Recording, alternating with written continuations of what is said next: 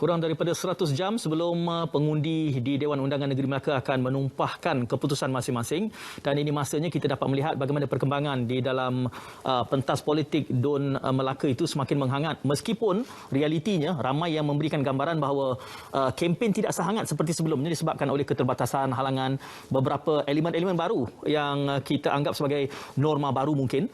Sekaligus ia mendorong kepada ramai calon mula memanfaatkan platform digital untuk menyatakan dasar berkempen dan seumpamanya. Dan ini satu corak baru di dalam politik tanah air. Apakah ini akan menjadi satu watershed yang memberikan gambaran bahawa corak kempen dan politik di negara kita semakin mematang, dan bagaimana pula realiti yang sedang kita lihat di Melaka ini akan memberikan manifestasi kesan keputusan. Hari ini sahaja lebih 11,000 pengundi awal sudah mula mendapat tempat ataupun ruangnya di 31 pusat pengundian. Jadi keputusan akan diumumkan sekaligus. Ini ruang kepada mereka yang diberikan kesempatan untuk menjadi pengundi awal sepanjang hari ini bermula pukul 8 pagi tadi, dan tentunya kesempatan yang penting dianggap sebagai pusingan kedua, second half, selepas pusingan awalnya. Kempen pelbagai peringkat, pelbagai pihak memberikan mengemukakan dasar dengan keterbatasan yang ada, dan kita lihat kreativiti ya. Apabila timbulnya kekangan-kekangan tertentu, semua calon mula menggunakan ruang dengan penuh kreatif, dan sesekali ada elemen yang kita pun telah lihat bagaimana pihak tertentu telah pun dikenakan kompaun disebabkan oleh mereka melewati batas yang disediakan. Walau bagaimanapun, saya kira ini kesempatannya bersama pada malam ini untuk kita membincangkan khas tentang PRU DUN Melaka ini dengan tema politik matang, persaingan sihat dan komunikasi hebat. Bila bercakap tentang komunikasi ini, maka kita bersama Menteri Komunikasi dan Multimedia. Tetamu saya pada malam ini yang berhormat Tan Sri Datuk Seri Panglima Anwar Haji Musa. Assalamualaikum Tan Sri. Waalaikumsalam. Lelah sikit bercakap dengan topeng ni. dia kena tarik nafas beberapa kali. Tak apalah. Ya. Terima sajalah realiti. Itu realiti barulah. Baiklah, dalam kempen itu kita ada semangatnya di Melaka itu. Jadi mudah-mudahan. Cuma saya bangkitkan tadi tentang norma baru, realiti baru ini. Ramai yang mengatakan bahawa mereka inginkan ruang kempen di dalam platform yang disediakan oleh kerajaan. Jadi apa perkembangan mutakhir yang boleh kita sebutkan tentang ruang kepada semua calon untuk berkempen dalam halangan-halangan yang ada ni, Tan Sri? Pertama sekali, kalau kita perhatikan pembawaan kepimpinan kerajaan Yang Amat Berhormat Datuk Seri Ismail Sabri Yaakob, ya, telah memulakan sesuatu yang mungkin boleh dianggap baru dalam lanskap politik tanah air. Ya.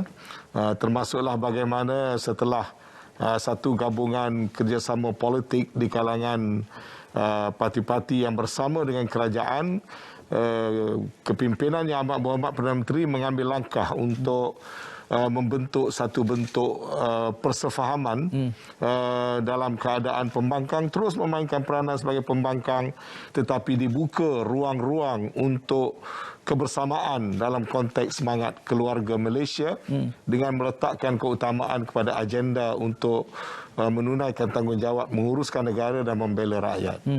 Maka begitulah juga keadaan ini di dalam pilihan raya negeri, satu pilihan raya yang pertama sejak Yang Amat Berhormat Perdana Menteri memimpin, pendekatan baru yang lebih lunak yang mungkin sebelum daripada ini memang belum tidak pernah dilakukan, ialah membuka ruang kepada semua calon-calon yang bertanding untuk dapat menggunakan saluran-saluran resmi kerajaan, sama ada televisyen dan juga radio.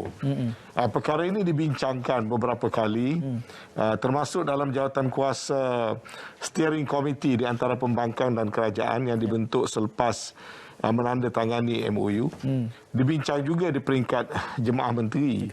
Dan kerajaan berpandangan kita boleh sebagai satu langkah awalan untuk mengatur kaedah supaya calon-calon yang bertanding, tanpa mengira parti apa mereka wakili, mereka diberikan ruang dengan kaedah-kaedah yang tertentu dalam televisyen, saluran televisyen kerajaan dan juga radio kalau dalam konteks Melaka, Melaka FM. Ini satu pendekatan baru yang kita laksanakan. Tan Sri, tuntutan untuk diberikan ruang kepada semua tanpa mengira parti ini telah kita dengar sejak sekian lama. Setiap kali PRU, setiap kali PRN, pilihan raya kecil juga, PRK juga timbul. Namun ia dikemukakan ataupun ditawarkan kini dalam kesempatan ini di bawah kepimpinan semasa ini. Apa yang menyebabkan adanya komitmen itu sedangkan selama ini tekanan ataupun permintaan itu telah berlangsung? Ada yang menganggap bahawa disebabkan oleh tidak ada pihak yang dominan, maka ruang ini, tekanan ini menatijahkan ruang yang terbuka. Apakah sebenarnya politik sesuatu perkara yang dinamik. Dia perlu berubah berdasarkan kepada situasi pada sesuatu masa. Apalagi dalam keadaan sekarang. Dalam keadaan sekarang ini, kalaupun kita mengambil pendekatan mengongkong, kita harus faham di luar sana pemberitaan melalui sosial media dan sebagainya tetap juga berjalan, dan juga di kalangan para pengundi, di kalangan rakyat, mereka ingin melihat ada pembaharuan yang tertentu. Kalau sekiranya sebagai sebuah kerajaan yang baik, kita tidak harus mempunyai sebarang rasa inferiority complex ataupun rasa kekurangan ataupun lemah, ataupun kita merasakan kita harus membina tembok-tembok yang tinggi dan besar dan kuat di antara kerajaan dan pembangkang. Pendekatan pada masa ini pada saya adalah pendekatan di mana rakyat boleh melihat dan boleh membandingkan antara perkara-perkara yang baik dan yang tidak baik secara lebih matang sifatnya. Jadi kita tidak perlu rasa takut untuk memberikan ruang-ruang yang cukup dalam konteks kita mahu menyemarakkan dan kita nak menyuburkan proses demokrasi supaya akhirnya yang terbaik akan dipilih oleh rakyat. Dan dengan cara yang demikian kita akan dapat melihat proses ataupun perjalanan pemilihan itu melalui jalur-jalur yang lebih sejahtera sifatnya, yang lebih terbuka sifatnya. Jadi saya fikir ini walaupun lama sudah diperkatakan, dia bergantung pada soal willpower, soal keinginan, keyakinan politik untuk melakukannya. Tetapi saya merasakan masanya sudah sampai untuk kita meletakkan ke tepi partisan politik secara melampau. Politik yang membahagikan bersifat hitam atau putih.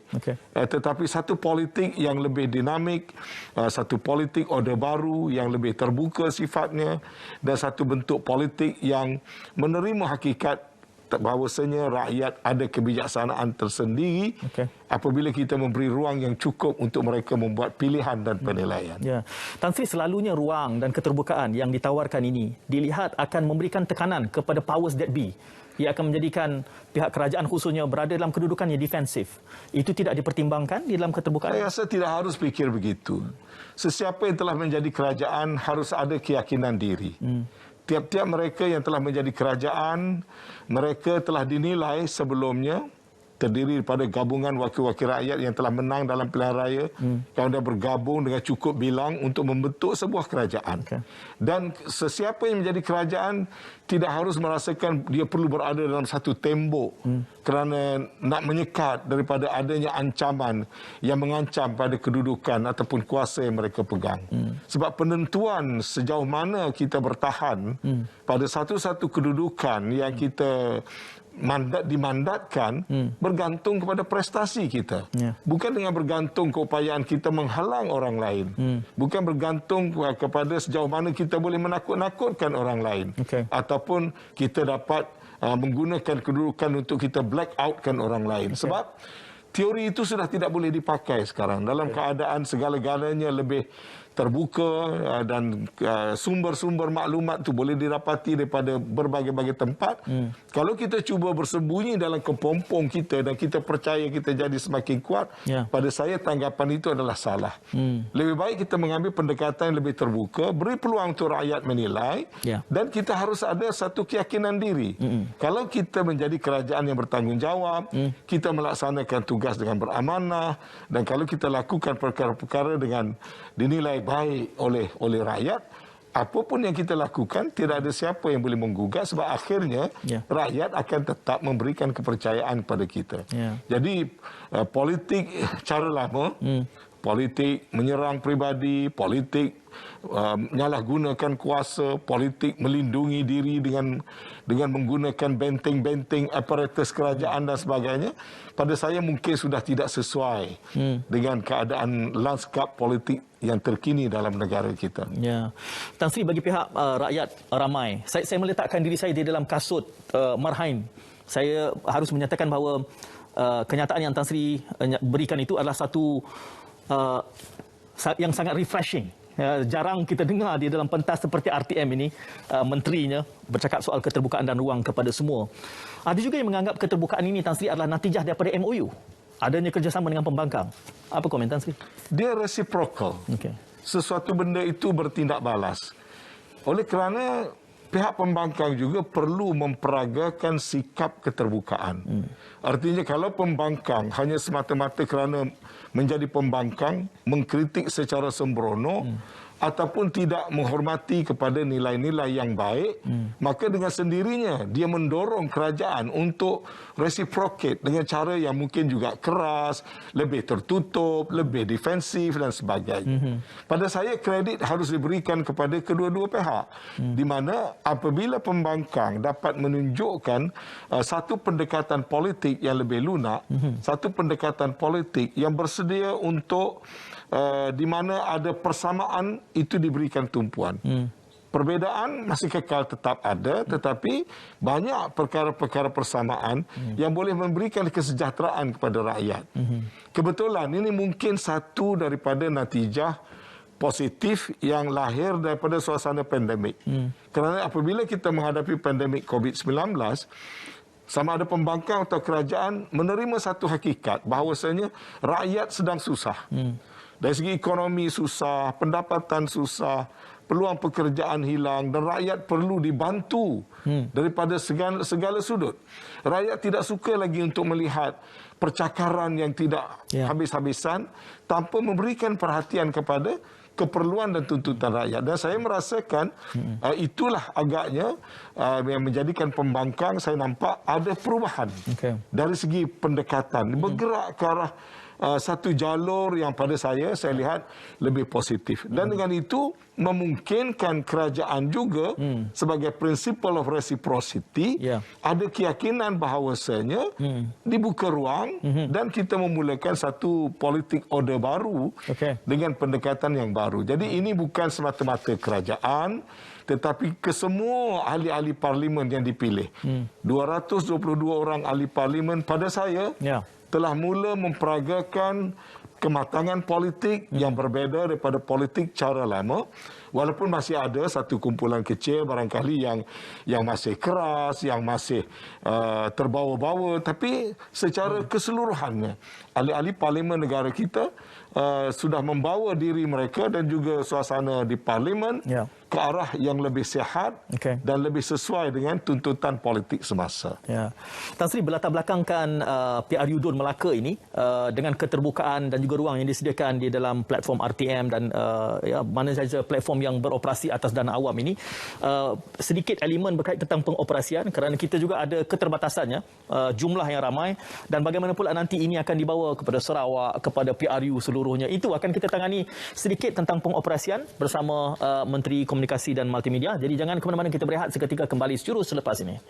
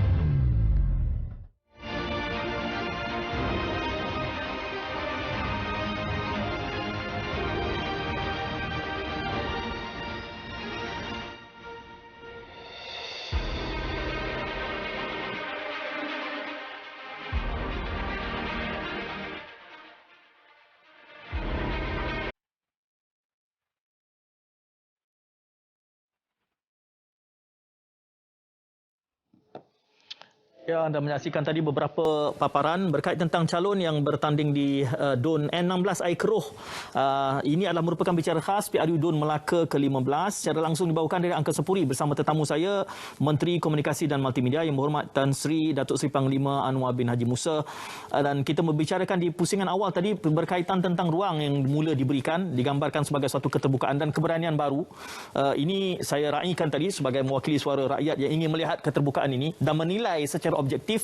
Saya sebutkan bahawa ia sangat diraikan. Namun kita juga tahu soal ruang ini juga ada kosnya dan jumlah calon yang bertanding ini baru DUN Melaka ni, Tan Sri. Nanti kalau kita nak replicate apa juga yang kita cuba buat ini bila pergi kepada Sarawak dan juga nanti di PRU sendiri.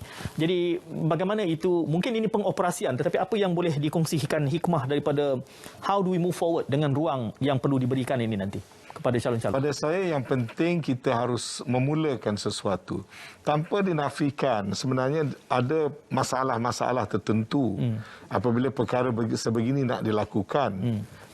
Misalnya kalau dulu dalam siaran televisyen itu kan sudah ada program-program yang sudah di committed, ya, dan airtime ini adalah satu benda yang sangat terbatas, dan tidak boleh diubah-ubah secara, orang kata, secara ad hoc, dan ada kosnya kepada setiap airtime yang diberikan.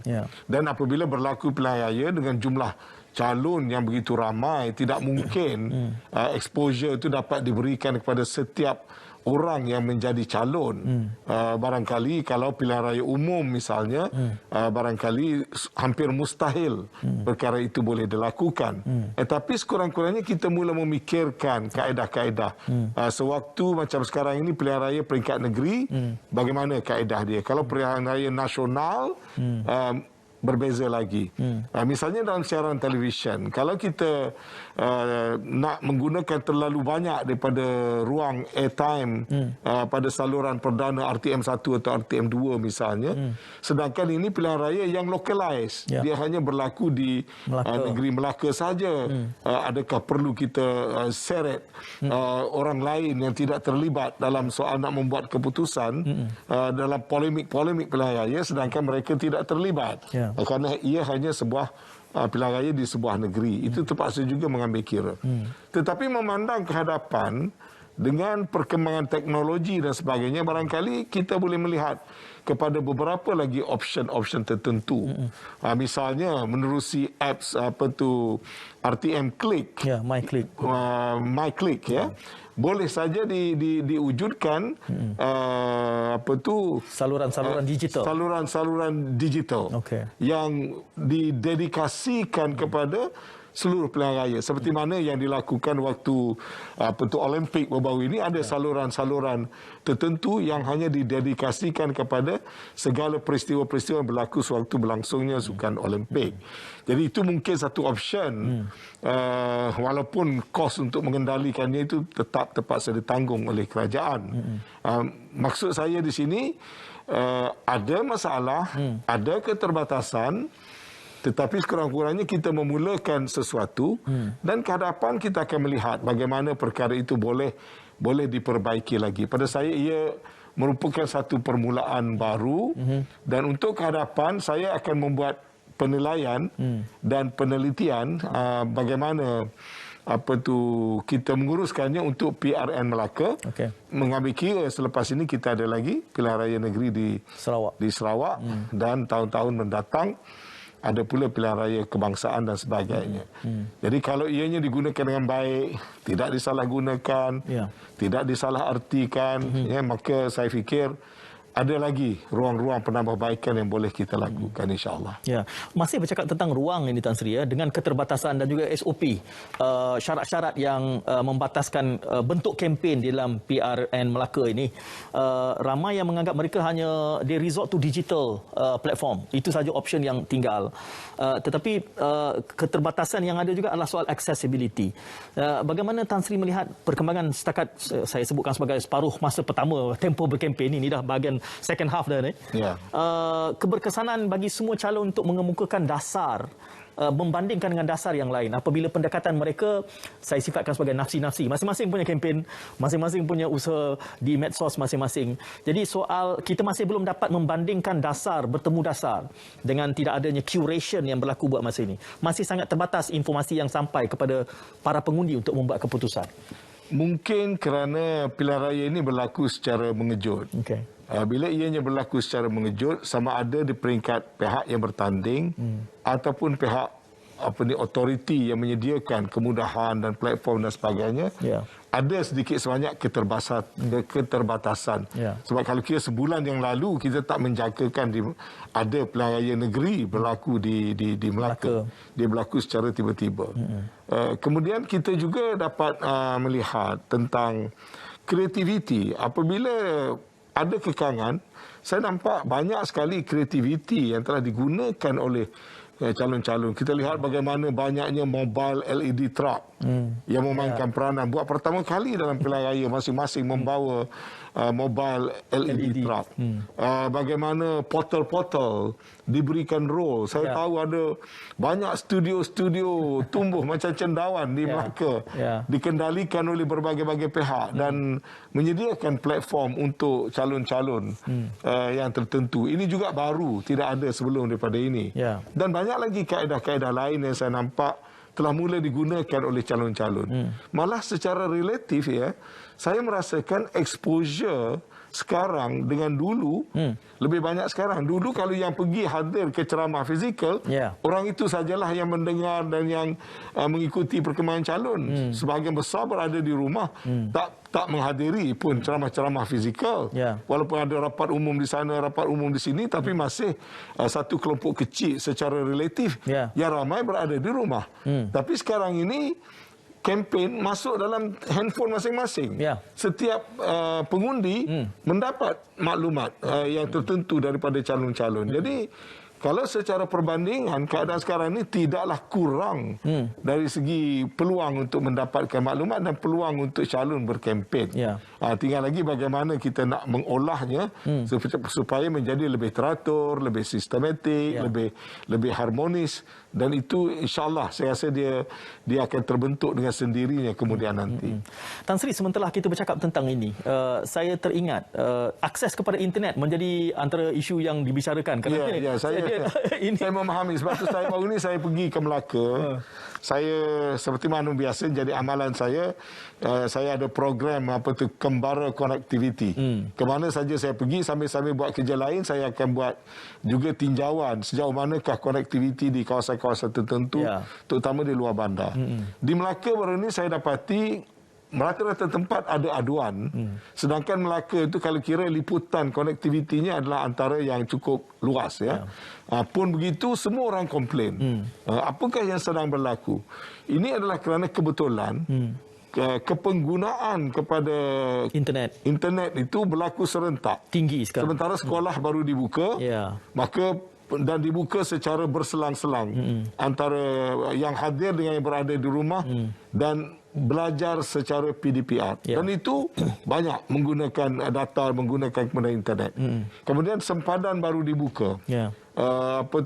Perjalanan merentas negeri baru dibuka. Bila saya sampai ke Melaka, saya tinjau di Jonkers Walk, saya tengok orang dah begitu ramai sekali. Bila tanya daripada mana, ada Johor, daripada mana tempat yang berkunjung. Jadi mereka ini juga pun menggunakan, dia orang macam pelancong yang mendatang, dia juga menggunakan kemudahan-kemudahan internet.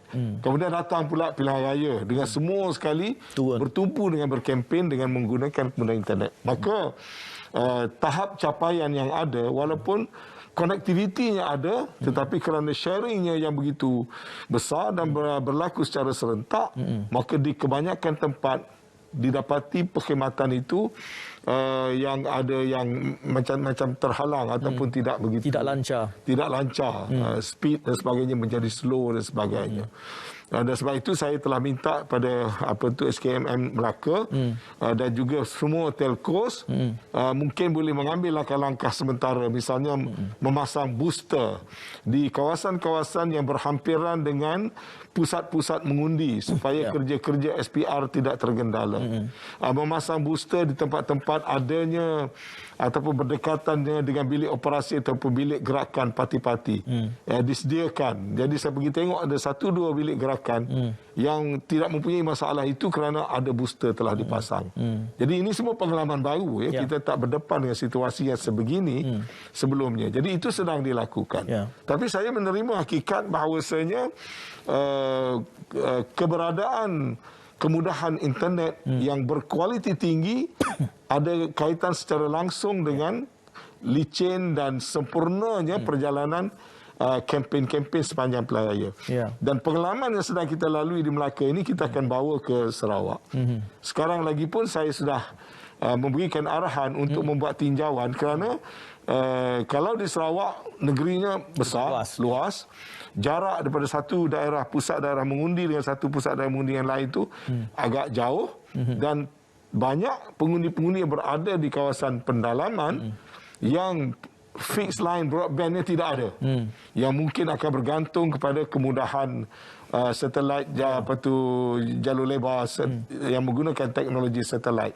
Jadi ini semua sedang kita lihat secara menyeluruh. Jadi proses ini yang dapat saya berikan jaminan di kementerian peranan di kementerian baik dalam konteks penyiaran, dalam konteks ini penyediaan kemudahan internet ini memang saya berikan perhatian yang khusus dan kita berani membuat tindakan-tindakan untuk melonjakkan perkara itu. Kita tidak buat secara orang kata sambil lewa ataupun melepaskan batuk di tangga. Saya sedang melihat kepada semua perkara-perkara ini dan roll out di bawah program jendela dan point of presence yang memang kita mula roll out pada bulan ini. Kita akan lihat pada tahun hadapan satu suasana yang baru akan terbentuk apabila kesemua perkhidmatan 4G dapat kita lancarkan. Tapi malangnya pilihan raya itu berlaku sekarang. Jadi kita kalau ada kekurangan, saya harap rakyat dan masyarakat dapat memahami keadaan itu.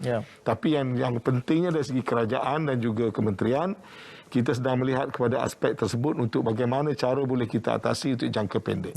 Melaka bawa kepada Sarawak dan nanti persiapan untuk PRU itu sendiri seluruh Malaysia. Jadi ini adalah merupakan ada blessing in disguise untuk kita melihat apa yang mampu, apa yang boleh, kapasiti dan segala macam dalam konteks akses ini. Saya bersama Menteri Komunikasi dan Multimedia bercakap tentang bicara khas PRU DUN Melaka dan banyak kita cakap soal ruang tadi. Pusingan berikutnya selepas kita berehat nanti Tan Sri kita mula melihat kepada elemen politik matang ini bersama Tan Sri. Jadi teruskan kesian anda, kita berjeda seketika.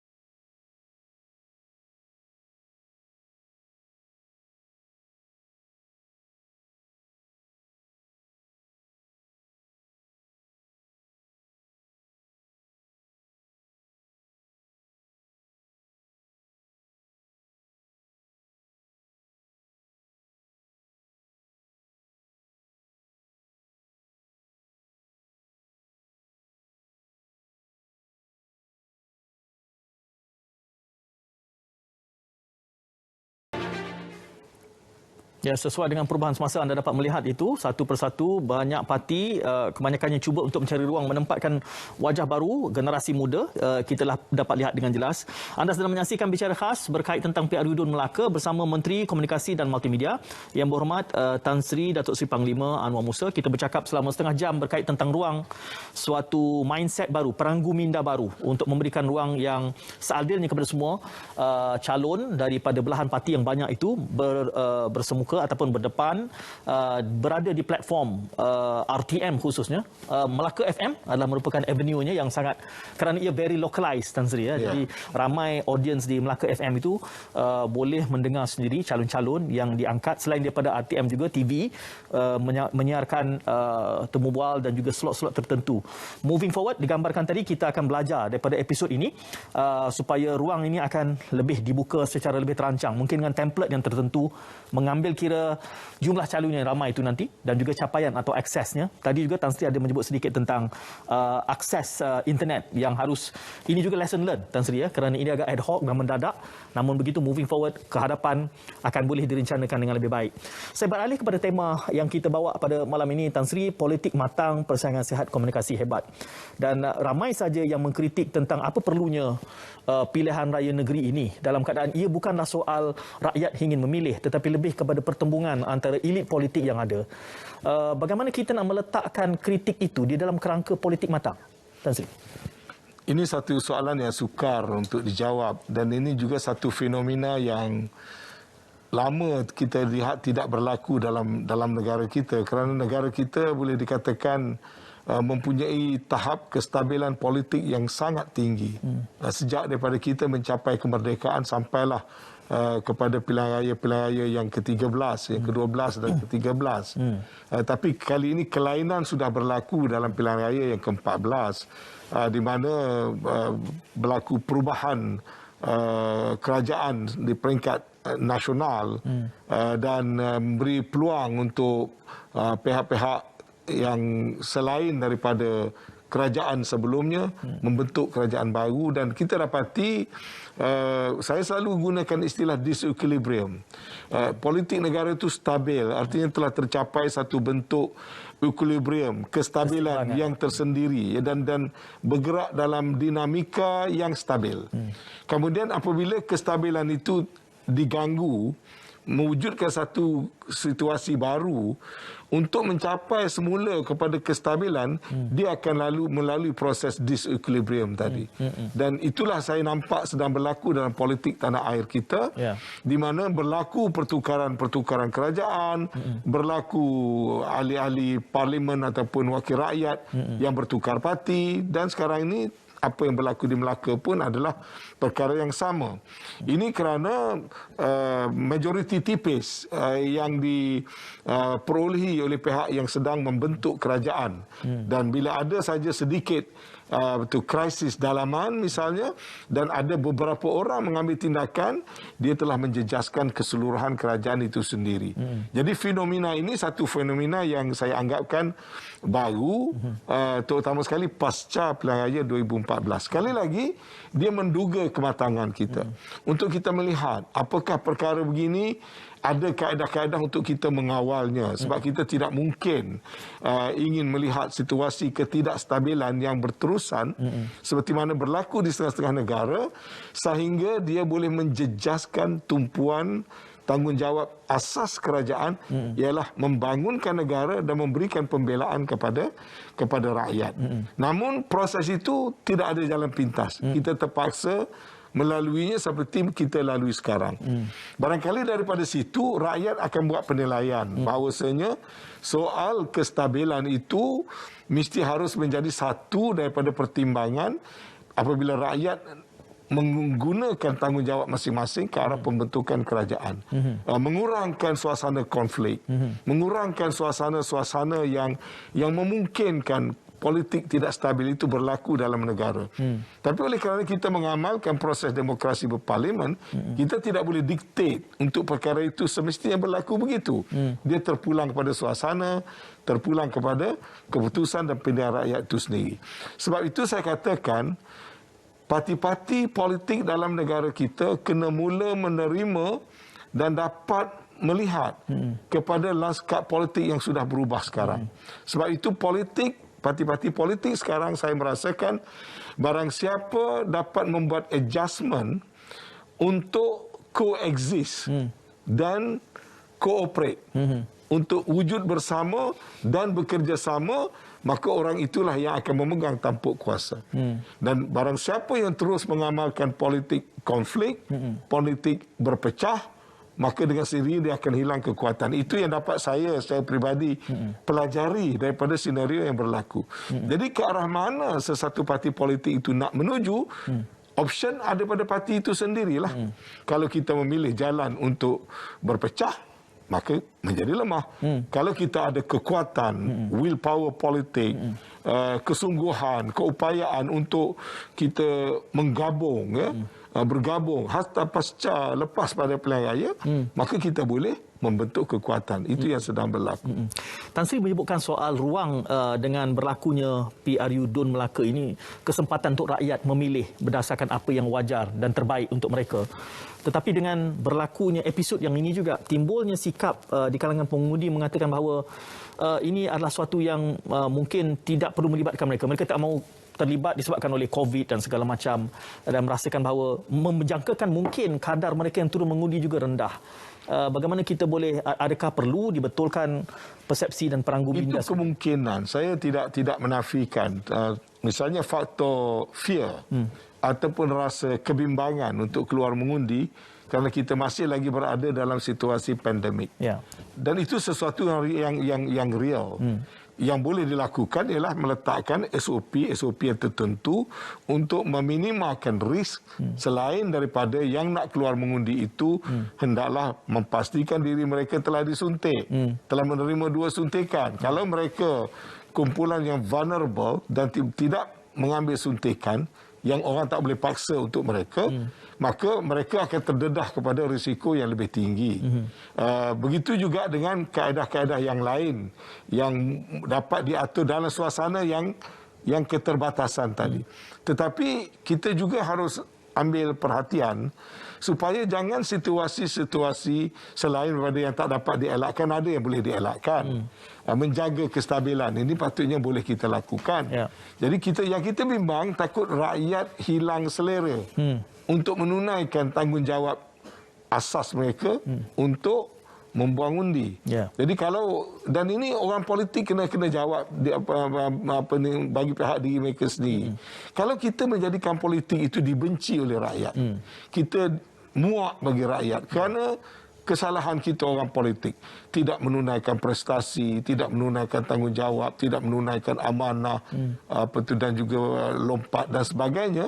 Kalau kita rasakan itu boleh mendorong kepada rakyat menyebabkan tak suka lagi menunaikan tanggungjawab mereka, maka kita sendiri yang melemahkan sistem di mana kita sedang berfungsi.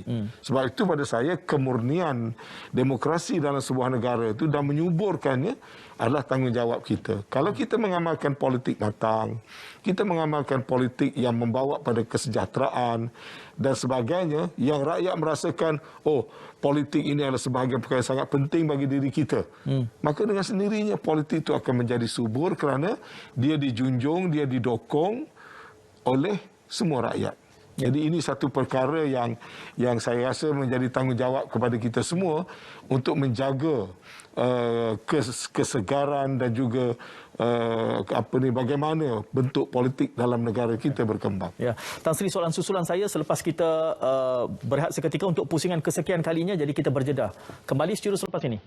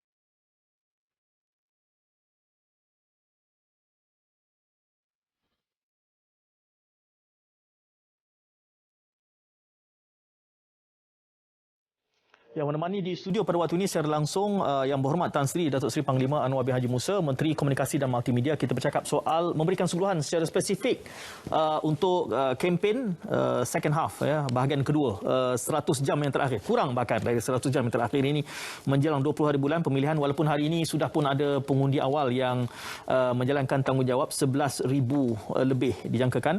Jadi kita bercakap tadi Tan Sri soal politik matang ini. Dalam kematangan politik ini juga untuk minit yang berbaki ini juga penting kerana kita menjangkakan bahawa ini bukan penghentiannya atau ini bukan pengakhirannya. Sarawak bahkan ada pelbagai pandangan soal mungkin natijah daripada PRU DUN ini dia akan berkembang biak kepada negeri-negeri lain disebabkan disequilibrium yang Tan Sri sebutkan itu tadi. Jadi macam-macam telahan. Menarik juga ni boleh dijadikan plot untuk sebuah filem. Soal kempen ini kelihatannya di Melaka disebabkan oleh halangan-halangan yang ada ni dan kempen cuma terbatas secara dalam talian. Jadi kita kurang mendengar elemen-elemen mungkin pertembungan yang fizikal itu. Adakah itu bagus dan bagaimana yang kita sifatkan sebagai kempen yang baik dan kempen berhemah, kempen berkesan dengan keterbatasan yang ada ni, Tan Sri? Kalau kita lihat di negara-negara maju, apa dia karakteristik politik dan proses demokrasi dan proses pilihan raya di negara-negara maju. Dan kalau kita banding dengan negara-negara yang kurang maju. Jadi kita ni satu negara yang sedang bergerak ke arah menjadi sebuah negara, kelompok negara maju. Jadi perkara-perkara yang sebenarnya tidak perlu kita teruskan. Kita perlu lakukan migrasi kepada kaedah-kaedah yang lebih baik. Di Melaka saya nampak orang Melaka sepanjang kempen yang berjalan tidak ada masalah bagi orang Melaka. Orang Melaka saya tengok baik saja, sopan saja dan tidak ada sebarang ketegangan. Ini antara satu pilihan raya negeri yang dapat saya ingat yang berlaku dalam keadaan cukup tenang. Tidak ada sebarang ketegangan, tidak ada sebarang serang menyerang yang kalau ada berlaku satu dua kes itu pun orang luar, bukan orang Melaka. Tapi orang Melaka sendiri saya tengok segala-galanya berjalan dalam keadaan yang bagi saya cukup membanggakan dan saya percaya situasi itu akan berjalan secara berterusan. Jadi kempen secara beretika. Sebab dalam sistem politik negara kita ni dia penilaian itu berasas kepada dua perkara pokok. Semua orang bertanding atas nama dia parti, dia combine dengan personality. Di setengah negara parti saja bertanding. Setelah parti itu menang baru dilantik orang yang mewakili parti itu. Jadi yang bertanding itu hanya parti. Di setengah negara pula individu, tidak bawa logo parti. Kita ni kombinasi, kita memohon kebenaran untuk memakai logo parti tertentu, lambang tertentu. Pada masa yang sama kita mendaftarkan juga menggunakan nama kita secara peribadi. Jadi biarlah peluang rakyat untuk menilai. Dari segi parti, kebanyakan parti-parti yang ada itu masing-masing sudah ada track record dia. Tidaklah terlalu susah untuk rakyat untuk membuat penilaian sebab tidak ada parti yang perfect, tidak ada parti yang terbukti. Pengalaman kita 14 kali pilihan raya, janji boleh janji macam-macam tapi akhirnya rakyat boleh nilai setakat mana keupayaan masing-masing. Jadi parti ni orang kata the devil that we know semua sekali. Kemudian pilihan yang kedua adalah personality orang-orang itu. Di Melaka ni saya nampak elemen kedua ni nampaknya memainkan peranan yang cukup penting. Sebab yang memilih parti itu kadang-kadang orang ahli-ahli parti. Tapi sekarang ini saya perhatikan dengan jumlah pengundi yang makin meningkat, ahli-ahli parti itu dah makin diminish. Mungkin ahli parti mewakili 15 ke 20% saja daripada pengundi. 80% lagi adalah orang-orang yang membuat pemilihan berdasarkan kepada cita rasa dan penilaian mereka sendiri. Jadi jagalah kedua-dua aspek itu. Jaga track record parti masing-masing, cara berkempen. Jaga juga bila kemukakan calon, carilah calon-calon yang kita tahu rakyat suka akan diundi, maka mereka lah yang akan berjaya. Jadi sebab itu macam saya kata tadi, kalau RTM nak memperagakan siapa bertanding, bawa logo apa, nama siapa, pada saya tidak ada masalah.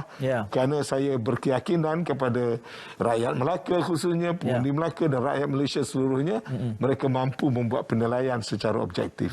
Apabila Tan Sri menjelaskan ini, saya teringat insiden apabila ada calon yang sebut Lahabau Melaka tu. Panas dia sekejap je, tak lama. Sekejap tak lama sebab tulennya mungkin dia silap faham pada istilah. Saya menjangkakan kalau tidak ada kesabaran itu boleh menjadi viral sesuatu yang berbeza, tapi mungkin kalau dah silap tu tak mengapalah. Tan Sri, dalam konteks bila disebut tadi soal politik matang, politik baru dalam realiti di Melaka ini, digambarkan bahawa saya mendapati ramai penganalisa menganggap bahawa trajektori daripada pemilihan ini sukar dicartakan.